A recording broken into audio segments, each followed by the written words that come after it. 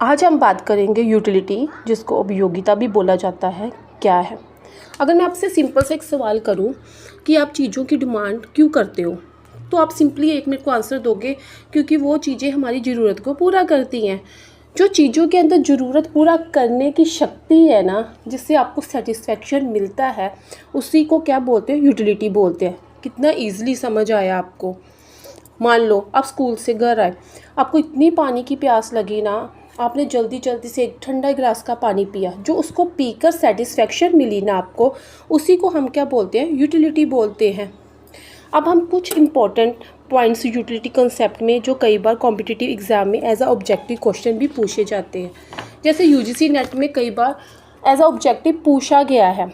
जैसे यूटिलिटी को हम मेज़रमेंट कैसे करते हैं, या यूटिलिटी को मापने की इकाई कौन सी है।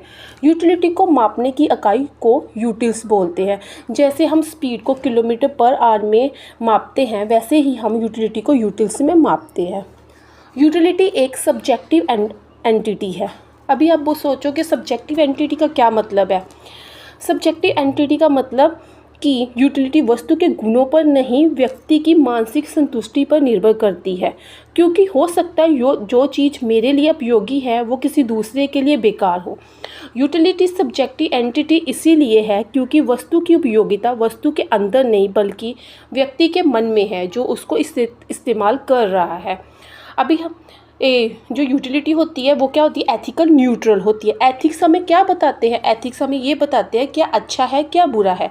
जैसे शराब पीना सेहत के लिए बुरा है, पर इकोनॉमिक्स में यूटिलिटी की बात करते हैं तो हमारा फोकस सिर्फ इस बात पर होता है कि क्या वे वस्तु किसी व्यक्ति की इच्छा को पूरा कर रही है कि नहीं। जैसे शराब और मेडिसिन दोनों में यूटिलिटी है, लेकिन समाज के लिए शराब एक घातक है, अच्छी चीज़ नहीं है। दूसरी की मेडिसिन जीवन के लिए उपयोगी या रक्षक है।